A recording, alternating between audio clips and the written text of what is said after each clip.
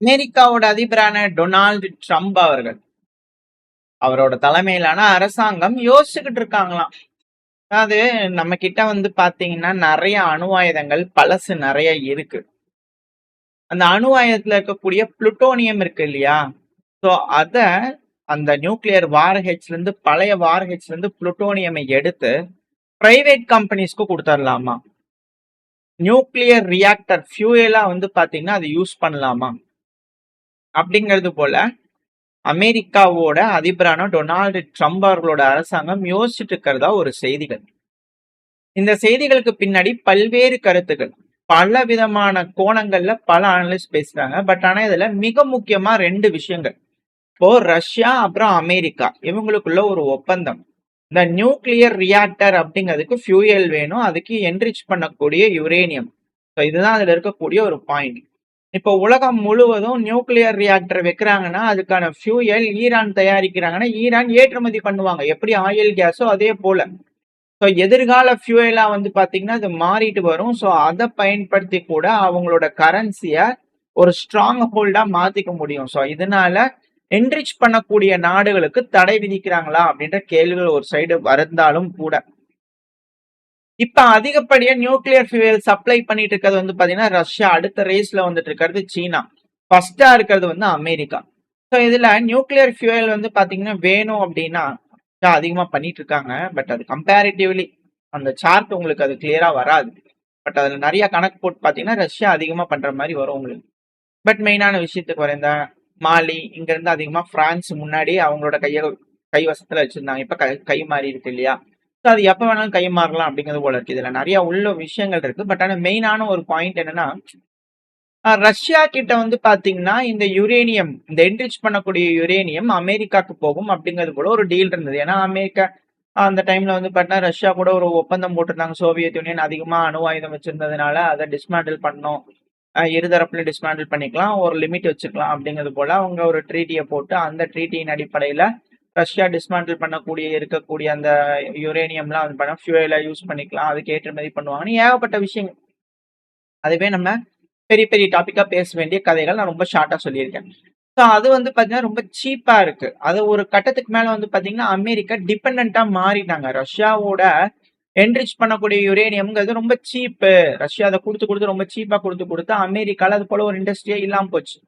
So அமெரிக்காவோட இண்டஸ்ட்ரீஸ்லாம் பாத்தீங்கன்னா இப்ப திணறிட்டு இருக்கனால, ஏன்னா எனர்ஜி வேணும், நியூக்ளியர் ரியாக்டர் யூஸ் பண்ணாதானே எனர்ஜி கிடைக்கும். ஸோ இப்போ அதை ரன் ஆகணும்னா அவங்களுக்கு ஃபியூயல் வேணும், அது என்ரிச் பண்ணக்கூடிய யுரேனியம் தேவை. ஸோ அந்த யுரேனியம் இப்போ பழைய வார்ஹெட்ஸ் ரஷ்யா போலயே எடுக்கிறதுக்கு யோசிக்கிறாங்களா அப்படின்ற கேள்விகள். ஏன்னா விலைவாசி உயர்வு, எக்கனாமிக்கல் பின்னடைவு மற்ற நாடுகளுக்கு நடக்கணும்னு நினைக்கிறாங்க அப்படின்னா அவங்களுக்கும் சேர்ந்து அது நடக்கும். இதுதான் இதுல இருக்கக்கூடிய ஃபேக்ட்.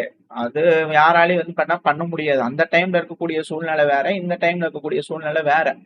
ஏன்னா அமெரிக்கன்ஸ் பாத்தீங்கன்னா 9 to 5 ஜாபுக்கு போறதுக்கு விரும்புவாங்களான்னா அது கஷ்டம்.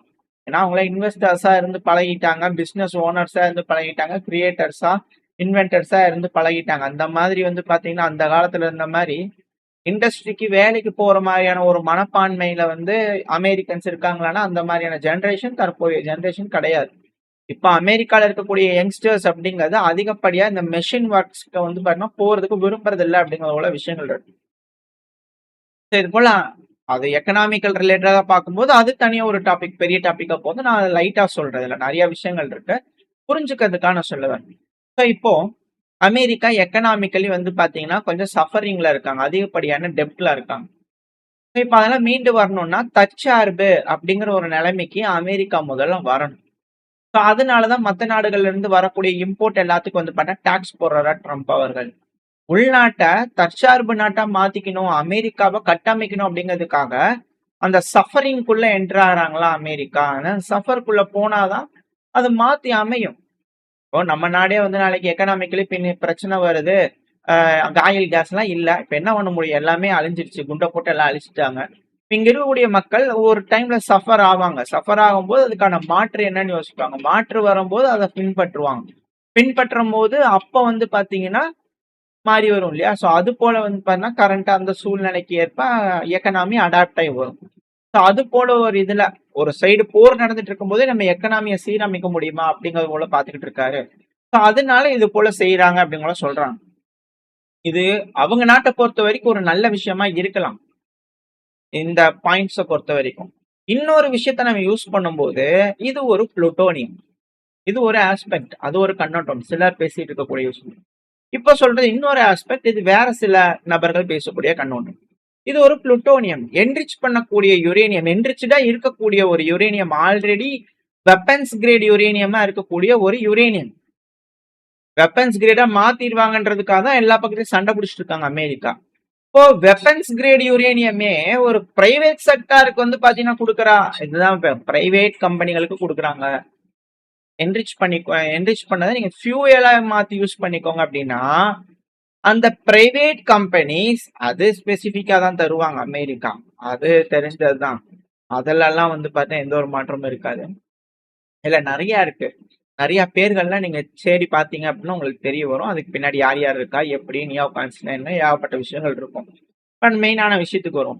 பிரைவேட் கம்பெனிஸ் மென்ஷன் பண்றாங்க. அந்த பிரைவேட் கம்பெனிஸ் வெப்பன்ஸ் கிரேட் யுரேனியத்தை கையில வச்சிருக்கும் போது அதை வேற ஆராய்ச்சி பண்ண மாட்டாங்க. எவ்வளவு ஹாலிவுட் படத்துல நீங்க தானே வகை வகையா எடுத்து சொல்லி கொடுத்துருக்கீங்க, அது போலதான் எல்லாருக்கும் யோசிக்க தோணும். அப்படிங்கிறது போல ஒரு நியாயமான கேள்விகள் இருக்கு. ஆல்ரெடி வெப்பன்ஸ் கிரேடா கன்வெர்ட் பண்ணக்கூடிய யுரேனியம் அவங்க கிட்ட இருக்குன்னா அவங்க எவ்வளவு டர்ட்டி பாம்ஸ உருவாக்குவாங்க. இப்ப அதை யாருக்கும் வந்து சீக்கிரட்டா விற்க மாட்டாங்களா? அதெல்லாம் அணு ஆயுதமா மாறாதா? அமெரிக்காவுக்கு ஒரு இன்ட்ரெஸ்ட் அப்படின்னா அமெரிக்காவுக்கு எது தேவையோ நன்மையோ அதுக்கேற்ற மாதிரி எல்லாம் செய்யறாங்க. பிரைவேட் கம்பெனிகளுக்கு கொடுக்கறது, கவர்மெண்ட் நிறைய தயாரிக்கிறது பண்ணிக்குவாங்க. ஆனா உலகத்துல மற்ற நாடுகள் அவங்க நாட்டை பாதுகாக்கணுன்றதுக்காக எது செஞ்சாலும் அது தவறே அப்படிங்கிற யோசிக்கிற மனப்பான்மை எப்படி அப்படிங்கிற கேள்விகள் வந்திருக்கு. அப்ப இதுவும் தவறுதானே அப்படிங்கிற பலரும் கேட்டுக்கிட்டு இருக்காங்க. அதுக்கெல்லாம் பதில் கிடைக்காது பாஸ் அப்படிங்கிறது போல வச்சுக்கலாம். ஸோ இப்போ இது ரெண்டு ஆஸ்பெக்ட்ல பார்க்கறது நான் ஷார்ட்டா உங்களுக்கு நான் சொல்லியிருக்கேன். இதுல நிறைய விஷயங்கள் இருக்கு. பட் மெயினான பாயிண்ட் இதுதான். இப்ப அமெரிக்கா தன் நட்பு நாடுகளுக்கு பிரைவேட் கம்பெனிஸ் மூலியமா அணு ஆயுதங்களை கொடுக்க ட்ரை பண்ண போறாங்களா அப்படின்ற கேள்விகள். ஏன் இது போல ஒரு விஷயம் வந்திருக்கு, இது போல ஒரு பாயிண்ட் இப்ப ஏன் ட்ரம்ப் அவர்களோட அரசாங்கம் இப்படி யோசிக்கிறாங்கன்ற செய்திகள் வெளியே வருது. இது ஒரு மிரட்டலா? யாருக்கான மிரட்டல்? ரஷ்யாவுக்கும் சைனாக்குமான மிரட்டல்களா அப்படின்ற கேள்விகள். ஏன்னா இப்போ கரண்டா ரஷ்ய அதிபரான விளாடிமிர் புட்டின் அவர்கள் கசகஸ்தானுக்கு 3 நாள் பயணமா வந்திருக்காரு. ஆல்ரெடி அங்க வெல்கம் கிஃப்ட் உக்ரைனை அங்க இருக்க காஸ்பியன் சீல அடிக்கிறதுக்கு பாக்குறாங்க. அது கப்பல்களை அடிக்கிறாங்க, அது காஸ்பியன் சீன்னு சொல்லப்படுது. வெயிட் பண்ணி பார்ப்போம், வரக்கூடிய தகவல்கள்ல கன்ஃபார்ம் பண்ணிச்சுன்னா அடுத்த வேலை பார்க்க ஆரம்பிக்கலாம். பட் அங்க உக்ரைன் வந்து பாத்தீங்கன்னா ஒரு வெல்கம் கிஃப்ட் கொடுக்குற மாதிரியான ஒரு மிரட்டல்கள். இப்ப இது போல ஒரு செய்திகள் வரும்போது ரஷ்யாவும் கசகஸ்தானும் என்ன செய்ய போறாங்க அப்படிங்கிற கேள்விகள். நிறைய ஒப்பந்தங்கள் கையெழுத்திடப்படுது. சிலது வந்து பாத்தீங்கன்னா இன்னும் கிளியரா எதுவும் வரல. அடுத்த பேர்ல நம்ம பார்க்கலாம். மேபி இந்த பதிவு நான் ரெக்கார்ட் பண்ணிட்டு இருக்கும்போது அப்படி நீங்க இந்த பதிவு பார்க்கும்போது நிறைய விஷயங்கள், இந்த விசிட்ட பத்தின விஷயங்கள் நிறைய வந்திருக்கலாம். பட் நம்ம நாளைக்கான வீடியோல வந்து பாத்தீங்கன்னா என்ன நடந்திருக்குன்றது தெளிவா பார்க்கலாம். பட் ஆனா இந்த இதுல இம்பார்ட்டன்டான ஒரு கையெழுத்து அப்படிங்கிறது நியூக்ளியர் பவர் டீல் ரஷ்யாவுக்கும் கசகஸ்தானுக்கும் நடுவுல நடக்குமா அப்படின்ற கேள்விகள். ஸோ இதுல இருந்து என்ன தெரிய வருது அப்படின்னா கசகஸ்தான்ல நியூக்ளியர் பவர் அப்படின்னாலே அது ஒரு இடத்துல போய் ஒரு நாடு அவங்க வைக்கிறாங்க அப்படின்னாலே அது ரஷ்யாவோட கண்ட்ரோல் அப்படிங்கிறது அந்த இடத்துல வந்துடும், ரஷ்யாவோட டிபெண்ட் அப்படிங்கிறது வந்துடும். ஸோ கசகஸ்தான் ரஷ்யாவோட பேக்யார்டா இருக்கக்கூடிய கசகஸ்தான்ல விளையாடலாமா அப்படின்னு யோசிக்கக்கூடிய மனப்பான்மையில இருக்கக்கூடிய அமெரிக்கா மற்றும் மேற்கு நாடுகளுக்கு இது என்னோட கிரவுண்டா அப்படிங்கிறது போல உறக்க சொல்லக்கூடிய ஒரு டீலா இது அப்படிங்கிற கேள்வி. ஏன்னா ஒரு நாடுல பவர் பிளான்ட் இருந்தாலே அங்கிருந்து யுரேனியம் என்ரிச் பண்ணப்படும், யுரேனியம் என்ரிச் பண்ணாலே அதை சேகரிக்கப்படும், அதை சேகரிச்சாலே டர்ட்டி பாம் வரும், டர்ட்டி பாம் வந்தாலே அணு ஆயுதம் வரும். இதுதான் காமனான ஒரு கான்செப்ட். அதுதான் விதியே.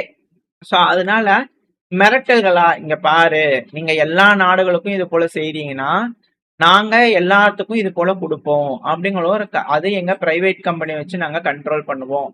ஏன்னா எல்லா நாடுகளுக்கும் கொடுக்குற மாதிரி கொடுத்து இந்த பிரைவேட் கம்பெனி வச்சு எடுக்கிற மாதிரி எடுத்துக்குவாங்க அமெரிக்கா. இந்த இதுல டீல்கள் எப்படி அப்படிங்கிறது தெரியாது. அது வேற மாதிரி, இது வேற மாதிரி, இது மிரட்டல்கள். உலகமே அணு ஆயுத போரை நோக்கி போயிட்டு இருக்கா அப்படிங்கிற அச்சங்கள் வருது. எல்லாம் வாழலாமா இல்ல வேண்டாமா, வங்கு பறிச்சு எலிகள் மாதிரி வாழக்கூடிய சூழ்நிலைக்கு தள்ளி விட்டுருவாங்களா அப்படிங்கிற அச்சங்கள் வருது. சரி, இங்கதான் இது வந்து மறைமுகமா நடந்துட்டு இருக்குதுன்னு அடுத்தது நார்வே. பிரான்ஸ், உங்களோட நியூக்ளியர் அம்பர்லான்னு ஒண்ணு வச்சிருக்கீங்களா, அது எங்களுக்கும் ஒண்ணு கொடுங்க. அந்த அம்பர்லா நாங்களும் மழை வந்ததுன்னா கொடை பிடிச்சிக்கிறோம் அப்படிங்கிறது போல நார்வே வந்து பாத்தீங்கன்னா பிரான்ஸோட நியூக்ளியர் அம்பர்லாக்குள்ள வராங்க. அது பிரான்ஸ் கிட்ட அணு ஆயுதம் இருக்கு. போலாந்து அதை கேட்டுக்கிட்டு இருக்காங்க. அணு ஆயுதம் இல்லாத யூரோப்பியன் யூனியன் நாடுகள், இப்போ பிரிட்டன் யூரோப்பியன் யூனியன்ல இல்ல. யூரோப்பியன் யூனியன்ல இருக்கக்கூடிய ஒரே நாடு பிரான்ஸ் கிட்ட மட்டும்தான் அணு ஆயுதம் இருக்கு. பிரான்ஸ் மேல யாராவது தாக்குதல் பண்ணாங்க அப்படின்னா பிரான்ஸ் அணு ஆயுத தாக்குதல் பண்ணுவாங்க. பிரான்ஸ் மேல அணு ஆயுதம் போட்டு அவங்களும் அணு ஆயுதம் போடுவாங்க. ஸோ பிரான்ஸுக்கு வந்து பண்ண ஒரு கேரண்டி இருக்கு, அவங்க நாட்டை அழிக்க மாட்டாங்க அப்படிங்கிறது போல. ஏன்னா அணு ஆயுதம் இருக்கு, அந்த நாடு அழிகிற மாதிரி சூழ்நிலை வரணும், அணு ஆயுதம் போட்டு போயிடுவாங்க. ஸோ அதனால ஒரு பயம் இருக்கும். இப்ப அதே போல ஒரு செக்யூரிட்டி கேரண்டி சேஃப்டி யூரோப்பியன் யூனியன்ல இருக்கக்கூடிய மற்ற நாடுகளுக்கு இருக்கானா இல்ல. இப்ப பிரான்ஸ் கிட்ட எல்லாரும் என்ன கேக்குறாங்க, எங்களையே அந்த அம்பர்லால சேர்த்துக்குங்க, எங்க நாடு அழியிற மாதிரி சூழ்நிலை வந்தாலும் உங்களோட அணு ஆயுத ஒப்பந்தம் போடுங்க, எங்க கிட்டயும் கொண்டு வந்து ஒரு யூனிட்டை வெய்யுங்க, நாங்களும் வந்து பாத்தீங்கன்னா சேஃப்டியா இருக்கணும் அப்படிங்கிறது போல அந்தந்த நாடுகள் டிமாண்ட் பண்றாங்களா அப்படின்ற கேள்விகள். பெலரூஸ்ல கொண்டு வந்து ரஷ்யா வச்சுட்டாங்க, ஒரிஷ்னிக் வச்சிருக்காங்க, இன்டர்கான்டினென்டல் பெலிஸ்டிக் நியூக்ளியர் மிசைல் தான். அதை அவங்க யூஸ் பண்ணிக்கலாம், நியூக்ளியர் இல்லாமையும் யூஸ் பண்ணிக்கலாம் தான். பட் ஆனாலும் ஒரு அச்சம் என்பது இருக்கு இல்லையா. இதுல என்ன ஒரு பிரான்ஸ்க்கு ஒரு பிரச்சனை அப்படின்னா, ஒரு அம்பர்லா அப்படிங்களோ வச்சிருக்காங்க, நார்வேக்கும் பிரான்ஸுக்கும் என்ன மாதிரி ஒப்பந்தம், அது எந்த அளவுக்கு நம்பகத்தன்மை, இவங்க ரெண்டு பேரும் என்ன மாதிரி டேர்ம்ஸ் போட்டுக்கிறாங்க, அணு ஆயுதம் அவங்க கிட்ட எப்படி கொண்டு போய் வைக்க போறாங்களா, வச்சிருப்பாங்களா அந்த நாட்டுல, டிப்ளை பண்ணுவாங்களா.